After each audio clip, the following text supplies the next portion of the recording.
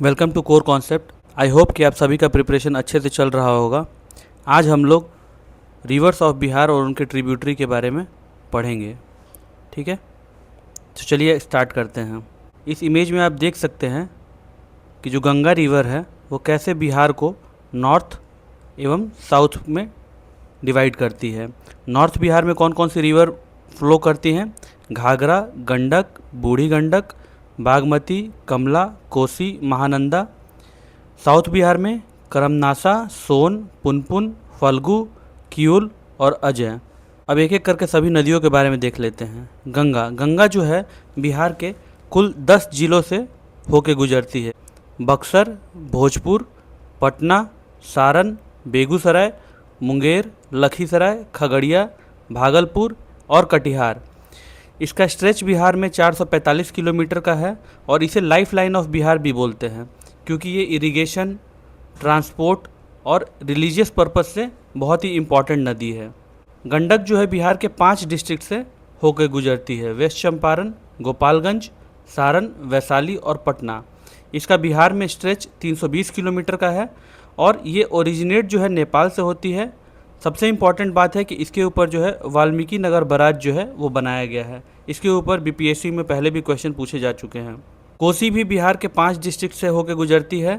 सुपौल, सहरसा, मधेपुरा, खगड़िया और कटिहार।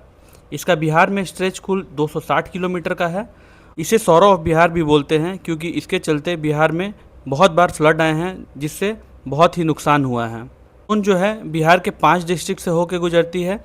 रोहतास, औरंगाबाद, अरवल, भोजपुर और पटना। इसका बिहार में कुल स्ट्रेच 202 किलोमीटर का है और ये राइट बैंक ट्रिब्यूटरी है गंगा की। एक इम्पॉर्टेंट पॉइंट, इसके ऊपर जो है इंद्रपुरी बराज जो है वो बनाया गया है मेनली इरिगेशन पर्पस के लिए। बागमती रिवर ये भी बिहार के 5 डिस्ट्रिक्ट से होकर गुजरती है। सीतामढ़ी, मुजफ्फरपुर, दरभंगा, समस्तीपुर और खगड़िया। ये ओरिजिनेट नेपाल में करती है और ये भी फ्लड प्रोन है। इसका स्ट्रेच बिहार में कुल 195 किलोमीटर का है। बूढ़ी गंडक जो है वो बिहार के 6 डिस्ट्रिक्ट से होकर गुजरती है। West Champaran, east Champaran, Muzaffarpur, Samastipur, Begusarai, Khagaria. इसका बिहार में लेंथ जो है वो 320 किलोमीटर का है और ये भी फ्लड प्रोन रिवर है। पुन जो है वो बिहार के 3 डिस्ट्रिक्ट से होकर गुजरती है। गया, जहानाबाद, पटना। ये सीजनल नदी है और ये गंगा को फतुहा के पास ज्वाइन करती है। फल्गु ये गया से होते हुए गुजरती है, जहानाबाद और पटना। कुल 3 डिस्ट्रिक्ट से ये होकर गुजरती है। ये भी सीजनल नदी है और ये गया में जो पिंडदान होता है वो इसी नदी के किनारे होता है। नंदा नदी जो है वो बिहार के 3 जिलों से होकर गुजरती है। किशनगंज, पूर्णिया और कटिहार। ये ईस्टर्न मोस्ट रिवर है, मतलब बिहार का सबसे ईस्टर्न मोस्ट रिवर कौन सा है अगर क्वेश्चन आता है तो उसमें आपको आंसर जो देना है वो महानंदा होगा। इसका ओरिजिन जो है दार्जिलिंग से होता है। नदी जो है वो बिहार के 3 जिलों से होकर गुजरती है। जमुई, लखीसराय और शेखपुरा। इसका कुल स्ट्रेच जो है बिहार में 111 किलोमीटर का है। इसके अराउंड वेटलैंड का फॉर्मेशन होता है जिसके चलते आप बर्ड्स, फ्लोरा और फौना वहाँ पे देखने को मिलेंगे। ये गंगा को लखीसराय के पास ज्वाइन करती हैं। कुछ इम्पॉर्टेंट बराजेस के बारे में पढ़ लेते हैं। गंडक नदी पे कौन सा बराज बना हुआ है? वाल्मीकि नगर। सोन नदी पे इंद्रपुरी। कोसी पे कोसी बराज। बागमती पे बागमती और फल्गु नदी पे फल्गु रबर डैम जो है बना हुआ है। इम्पॉर्टेंट बांध के बारे में देख लेते हैं तो कौन डैम जो है वो करमनासा पे बना हुआ है।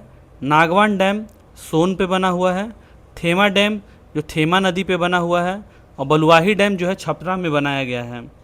कुछ और भी इम्पॉर्टेंट फैक्ट्स है जो हमें याद रखना चाहिए। बराज ये सोन नदी पे स्थित है। वाल्मीकि नगर बराज ये गंडक पे स्थित है और फाल्गु रिवर पे फाल्गु रबर डैम है जो इंडिया का फर्स्ट रबर डैम है। रबर डैम से क्या मतलब है कि जनरली हम लोग देखते हैं कि डैम जो है वो कॉन्क्रीट स्ट्रक्चर होते हैं, पर ये डैम रबर डैम जो होते हैं उनमें रबर के शीट्स का यूज़ किया जाता है जिसे इन्फ्लेट और डिफ्लेट करके हम वाटर के फ्लो को कंट्रोल करते हैं।